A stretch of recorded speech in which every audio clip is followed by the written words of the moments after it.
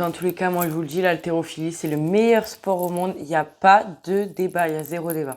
Voilà, c'est tout.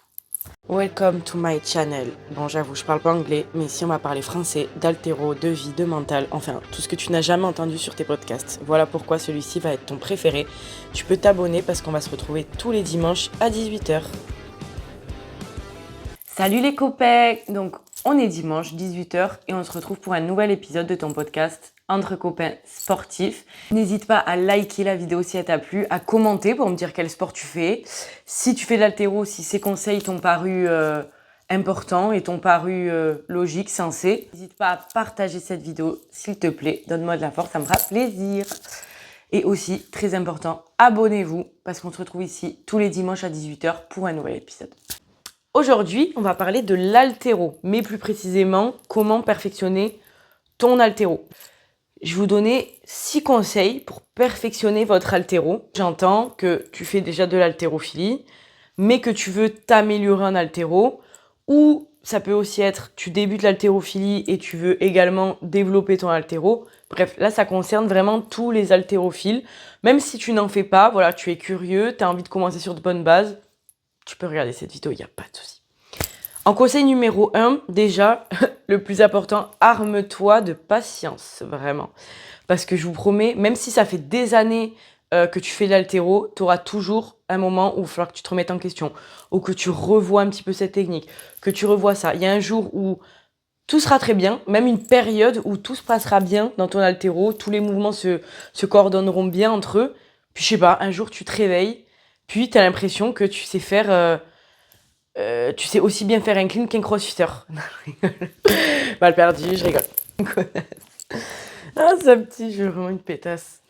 Non, vraiment, sans blague. Où tu te réveilles, où tu as l'impression que tu sais même plus ce que c'est un arraché, tout simplement. Donc, il faut s'armer de patience parce que c'est toujours comme ça. Voilà, ça sera jamais linéaire, ça sera toujours un moment où tu es frustré, tu as des frustrations, tu as l'impression que tu sais plus faire, etc. Donc, arme-toi de patience. Et je te promets que tu sais faire de l'haltéro. Tu sais en faire, c'est juste une mauvaise passe parce qu'il peut y avoir tellement de choses extérieures, tes hormones, tes ci, tes machins, des trucs et machin. Puis même tout simplement pas un bon jour. Donc là aujourd'hui, ça ne passe pas. Puis c'est tellement un sport technique, l'haltéro, ça je l'ai tellement entendu aussi dans le crossfit, que c'est vraiment une filière du crossfit que les gens n'aiment pas. Je parle vraiment voilà, des crossfitters qui commencent, etc. C'est vraiment c'est vraiment une partie qu'ils n'aiment pas parce que c'est beaucoup trop technique, donc ça demande beaucoup de concentration, etc.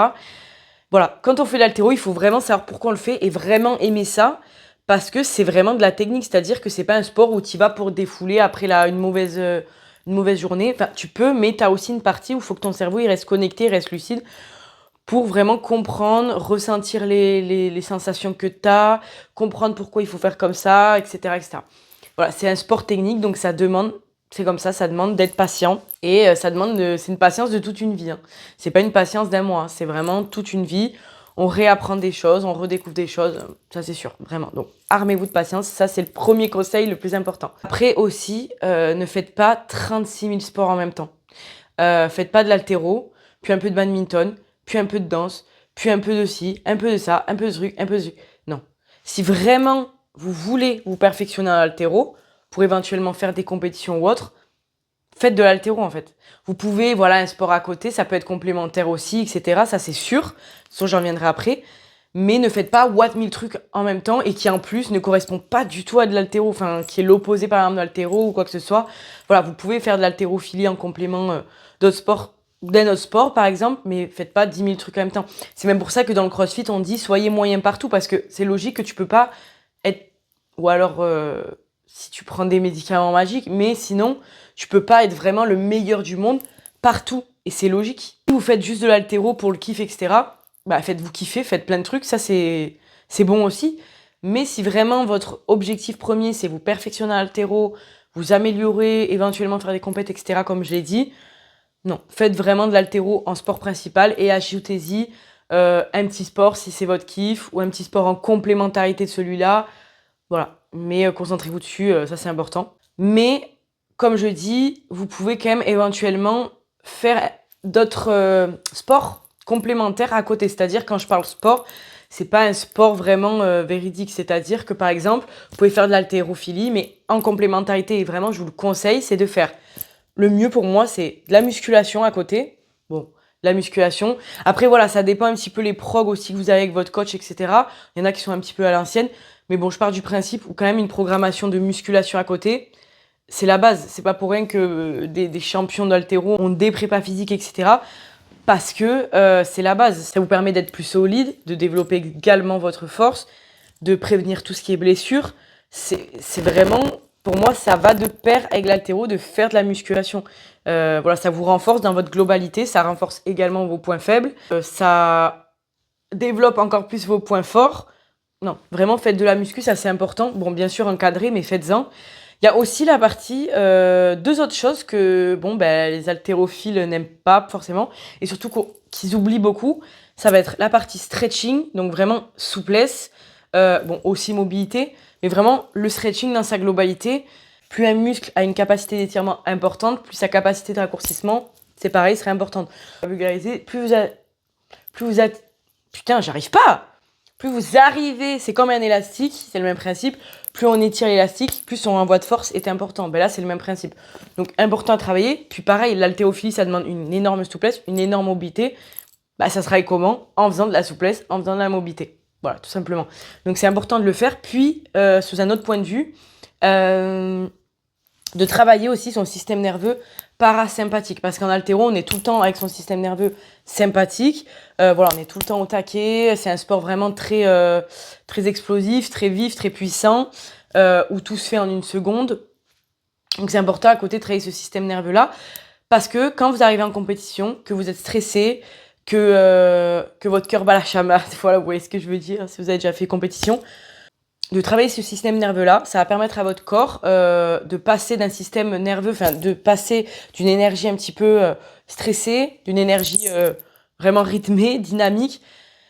Il va réussir à passer facilement, beaucoup plus facilement, de cette énergie-là à une énergie de calme, de non-stress, vraiment de détente. Et c'est ce qu'il faut avant de faire une barre, voilà, pour éviter de trembler, pour éviter d'avoir le cœur qui bat, pour éviter de stresser tout simplement. Donc même le stretching, voilà. Même stretching, du pilate également. Le pilate, c'est très très bien aussi pour travailler tous les muscles vraiment transverses, vraiment les muscles profonds. Et Dieu sait à quel point c'est important dans un sport de force déjà de manière générale, pour vraiment avoir un tronc solide. Mais également, bah, en haltérophilie, du coup, forcément, ça va être très important. Même pourquoi pas faire du yoga aussi. Voilà, tous ces sports qu'on oublie, mais qui sont quand même importants, je trouve, et qui sont complémentaires à haltéro, mine de rien, pour vraiment apprendre à son corps à se détendre. Pas tout le temps être sur les starting blocks. Voilà. Et également, faire du cardio. Ça peut être voilà, du cardio long, plutôt. Du cardio long pour vraiment travailler, pour vraiment rester dans une zone fondamentale, ou une zone d'endurance faible.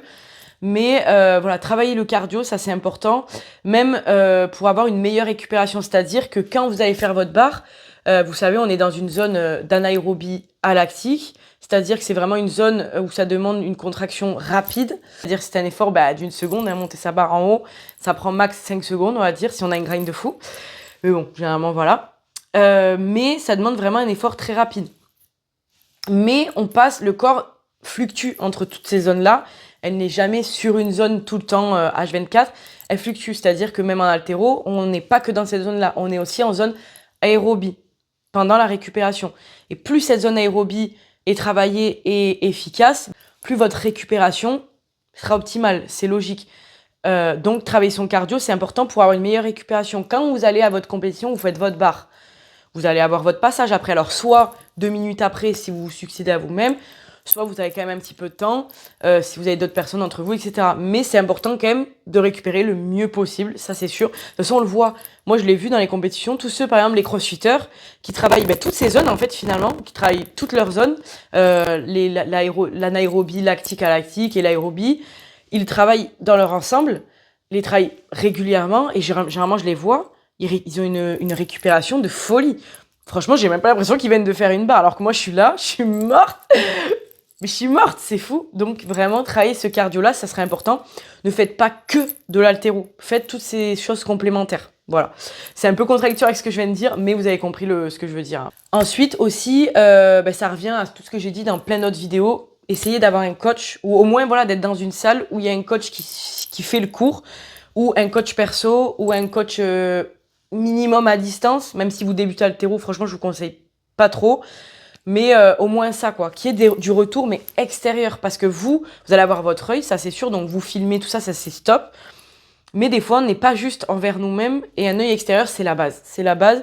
Un œil professionnel aussi, qui connaît son milieu, qui sait, qui a l'œil, qui a un œil différent, un œil plus travaillé que vous. Ça va être important aussi.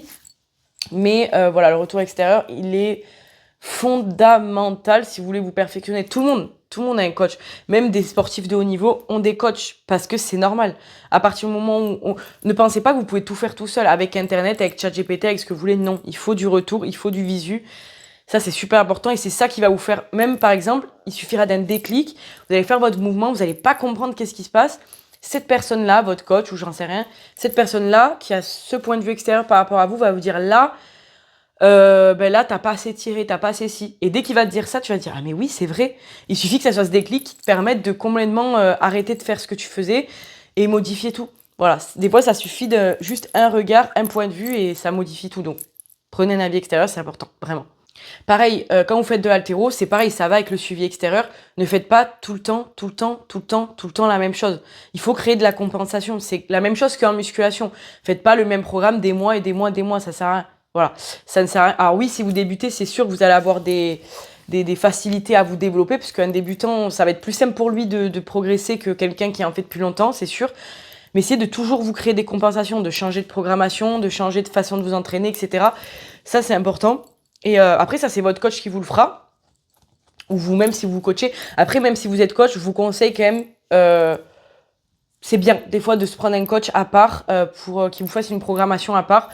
Ça vous permet, parce que des fois, même quand on se prog à soi-même, en fait, on se fait forcément les choses qu'on aime. Et toutes les choses qu'on n'aime pas, on les bosse pas. Voilà, donc je vous conseille vraiment de prendre quelqu'un qui vous fait votre programmation, même si vous êtes apte à vous la faire. Voilà, c'est un conseil. Vous pouvez vous la faire, mais je pense que c'est mieux de vous prendre quelqu'un à part. Bref, mais cette personne, normalement, elle va vous faire créer des compensations. Mais ça, c'est important. Et aussi, un autre point, ne faites pas que du semi-technique pour travailler vos points faibles, etc. C'est bien d'en faire, ça c'est sûr, mais ne faites pas que ça. C'est important aussi de faire du mouvement complet. Parce que comment on transfère le semi-technique ? C'est sur du mouvement complet. Donc moi, je vous conseille, même dans la même séance, de toujours finir par du mouvement complet pour transférer ce que vous venez de faire sur votre mouvement complet. Putain, le mot mouvement complet, je l'ai dit nombre calculable de fois là. Faites du mouvement complet. Faites pas que du semi-technique, faites-en. Mais déjà, sachez pourquoi vous le faites, à quel moment de votre programme, à quel moment de votre cycle. Mais ne faites pas que ça c'est vraiment important. Écoutez, faites ces conseils et revenez dans cette vidéo dans les commentaires pour me dire si vous avez bien réussi à perfectionner votre haltéro. Voilà, bon, il y a sûrement également d'autres conseils, mais on va dire que c'est mes 6 principaux conseils pour perfectionner votre haltéro.